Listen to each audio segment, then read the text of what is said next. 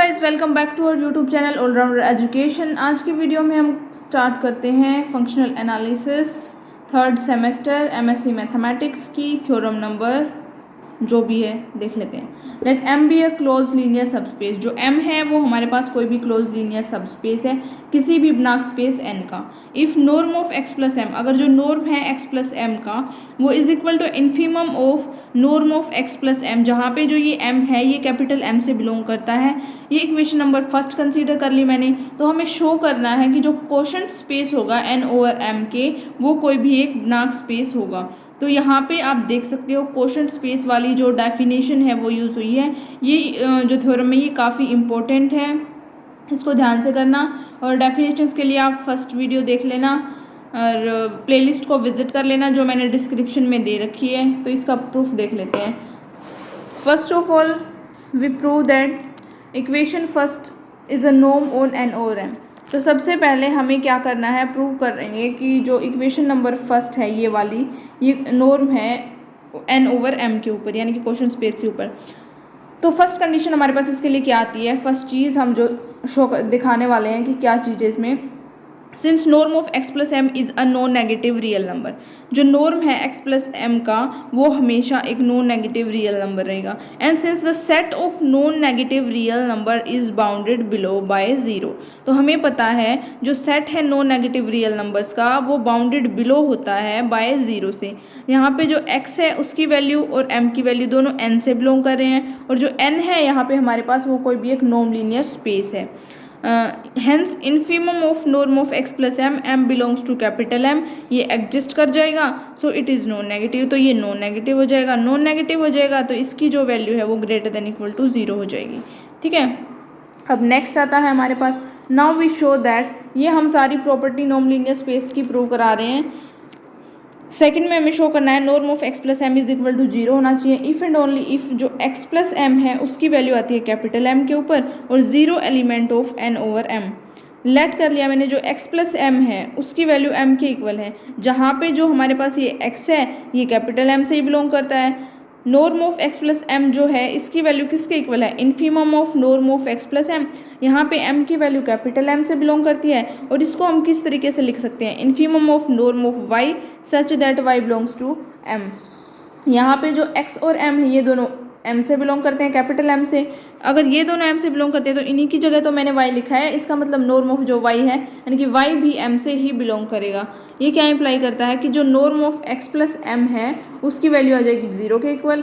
m being a सब space contains zero vector, जो m है वो सब बीइंग अ सब स्पेस होने की वजह से वो कंटेन करता है जीरो वेक्टर को, और जो नॉर्म ऑफ ज़ीरो है उसकी वैल्यू हमारे पास ज़ीरो होती है। अब कन्वर्सली देखते हैं कि जो लेट कर लिया मैंने, जो norm of x plus M है इसकी वैल्यू ज़ीरो के इक्वल आएगी, और ये क्या इंप्लाई करता है कि जो इन्फीमम है हमारे पास norm of x plus M का, जिसमें जो m है वो बिलोंग करता है कैपिटल M से, इसकी वैल्यू है मेरे पास ज़ीरो के इक्वल।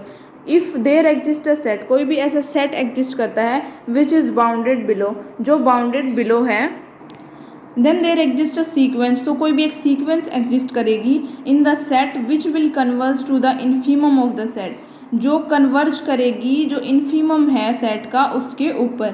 तो इस रिजल्ट को यूज़ करते हुए हमने कोई भी एक सीक्वेंस कंसिडर कर ली दैट इज़ yn, और ये yn है किससे बिलोंग करती है, ये m से बिलोंग करती है। Such that limit n tends to infinity norm of x plus yn जो है इसकी वैल्यू आ गई ज़ीरो के इक्वल। अब हम इस पे लिमिट अंदर की तरफ मल्टीप्लाई करा देते हैं, तो नॉर्म है वो कोई भी एक कॉन्टिन्यूस फंक्शन है, इसका मतलब limit n tends to infinity x plus yn is equal to zero. इसको हम इस टाइप से लिख सकते हैं। यहाँ से ये क्या इंप्लाई करता है कि limit n tends to infinity yn जो है उसकी वैल्यू आ गई माइनस एक्स के इक्वल, और ये क्या इंप्लाई करता है जो माइनस एक्स है वो किससे बिलोंग करेगा, क्लोजर ऑफ m से। जो माइनस एक्स है वो बिकम्स अ लिमिट पॉइंट, जो माइनस एक्स यहाँ पे हमारे पास क्या बन गया, वो कोई भी लिमिट पॉइंट बन गया इस सीक्वेंस का। बट m इज़ क्लोज्ड, जो m है वो हमारे पास क्लोज्ड है क्योंकि क्लोजर ऑफ m में ये चीज़ लाई कर रही है। This implies m is equal to closure of m, जो m है वो भी किसके इक्वल आ जाएगा, क्लोजर ऑफ m के इक्वल। ये क्या इंप्लाई करता है कि माइनस एक्स जो है वो बिलोंग करेगा m से, क्योंकि दोनों की वैल्यू इक्वल है, इसका मतलब ये m से भी बिलोंग कर गया। This implies x also belongs to m, this implies x plus m जो है उसकी वैल्यू भी m के इक्वल आ जाएगी। Hence we have shown that norm of x plus m जो है इसकी वैल्यू ज़ीरो हो जाएगी इफ़ एंड ओनली इफ जब x प्लस m जो है उसकी वैल्यू m के इक्वल है। थर्ड प्रॉपर्टी करते हैं, अब हम किसी स्केलर की मल्टीप्लाई करा देते हैं एक्स प्लस एम के साथ। तो norm of alpha x plus M जो है इसकी वैल्यू किसके इक्वल आ जाएगी, infimum of norm of alpha x plus M, जहाँ पे जो एम है वो कैपिटल एम से बिलोंग करेगा, alpha is not equal to 0 हो जाएगा, which is equal to infimum of norm of alpha. अब मैंने यहाँ से अल्फा को बाहर कॉमन निकाल लिया, कॉमन निकालूंगी तो यहाँ पे x plus M by alpha ये चीज़ आ जाएगी, एम जो है वो बिलोंग कर जाएगा कैपिटल एम से, अल्फा की वैल्यू 0 के इक्वल नहीं होगी। तो infimum of norm of modulus of alpha, अगर मैं स्केलर को बाहर निकालती हूँ तो वो मॉडुलस की फॉर्म में बाहर आता है, ये मैंने प्रॉपर्टी बताई थी इनर प्रोडक्ट स्पेस की। तो norm of x plus M dash जो है यहाँ पे हमारे पास आ जाएगा, और जो एम डैश है वो हमने किसके इक्वल माना है, एम अपॉन अल्फा की जगह मैंने एम डैश पुट किया है। तो एम डैश की वैल्यू किसके अंदर बिलोंग करेगी, एम के। तो जो ये स्केलर था ये मॉडुलस ऑफ अल्फा बाहर निकाल लिया मैंने, ये किसके इक्वल आ गया, infimum of norm of x plus M dash such that M dash belongs to capital M. यहाँ से मेरे पास आ गया कि जो मॉडुलस ऑफ अल्फा है into norm of x plus M, if and if आ जाएगा अगर अल्फा की वैल्यू नॉट इक्वल टू 0 है। इसका मतलब if alpha is equal to 0 then the result is trivial. अगर अल्फा की वैल्यू हमारे पास 0 आती है तो रिजल्ट ट्रिवियल सोल्यूशन देगा। फोर्थ आता है हमारे पास प्रॉपर्टी, लेट एक्स वाई दो एलिमेंट ले लिए जो बिलोंग करते हैं एन से। तो norm of x plus M plus norm of Y plus M, इसकी वैल्यू किसके इक्वल है, norm of x plus y plus M. इसको मैंने कंसीडर कर लिया which is equal to infimum of norm of x plus y plus M, M की value capital M से belong करेगी। तो infimum of x plus y plus M one plus M two, इसको मैं इस तरीके से लिख सकती हूँ, ब्रेक कर सकती हूँ, क्योंकि दोनों की वैल्यू फिर भी कैपिटल एम से ही बिलोंग करती है। अब मैं इसको सेपरेट कर देती हूँ, एक्स के साथ एम वन कंसिडर कर लिया, वाई के साथ मैंने एम टू ले लिया, तो ये दो चीज़ें आ गई हमारे पास, Y plus M two X plus M one. तो एम वन और एम टू दोनों कैपिटल एम से बिलोंग करते हैं।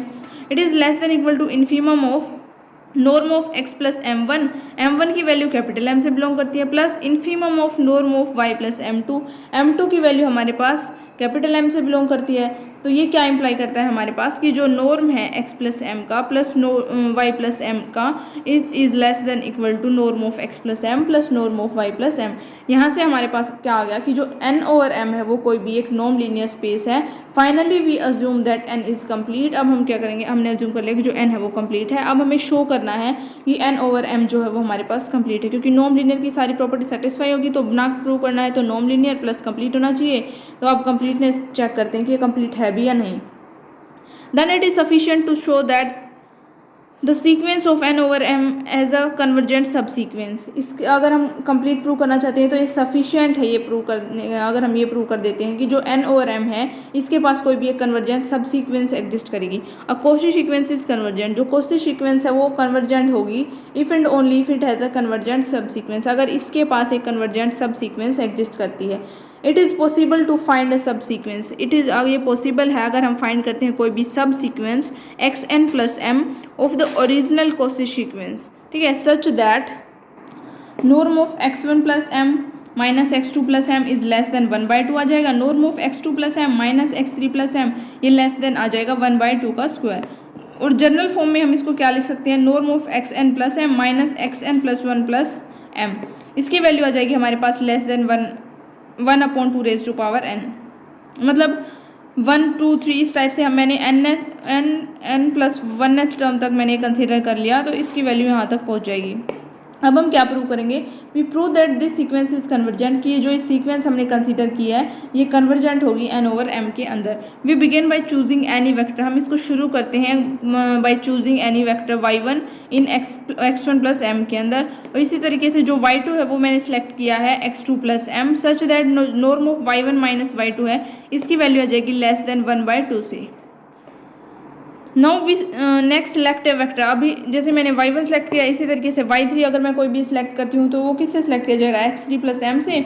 इसका मतलब norm of y2 minus y3 इसकी वैल्यू क्या जाएगी, लेस देन 1/4। इसी तरीके से अगर हम कंटिन्यू करते रहते हैं, वी ऑब्टेन अ सीक्वेंस, हमारे पास एक सीक्वेंस आएगी yn किसके अंदर, n के अंदर, such that norm of yn minus yn plus 1 is less than आ जाएगा 1/2 raise to power n। This is the equation number star जो हम कंसीडर कर लेते हैं।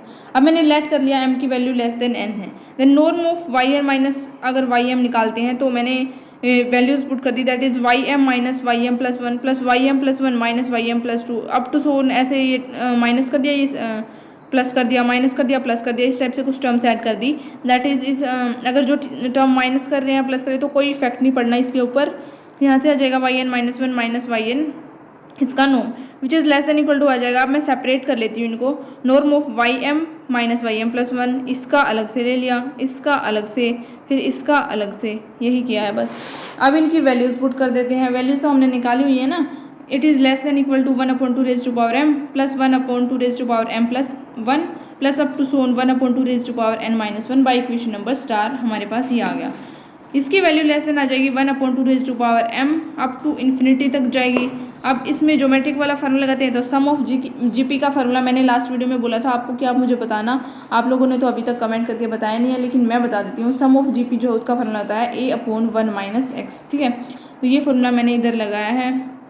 यहाँ से हमारे पास वैल्यू आ गई 1/2 raise to power m minus 1, ये टेंड करेगा 0 को एज m टेंड करेगा इन्फिनिटी को। This implies norm of Y N minus Y M है, ये टेंड करेगा 0 को एज हमारे पास m और n है वो टेंड करता है इन्फिनिटी को। दिस जो वाई एन है वो कोई भी एक कॉची सीक्वेंस आ जाएगा, सिंस n इज कम्प्लीट, जो n है वो हमारे पास कंप्लीट होगा। कंप्लीट होगा तो कोई भी एक वेक्टर y एग्जिस्ट करेगा जो n से बिलोंग करेगा, सच दैट जो वाई एन है वो कन्वर्ज करेगा y के ऊपर, इस टाइप से, यानी कि वाई एन कन्वर्ज करता है y के ऊपर।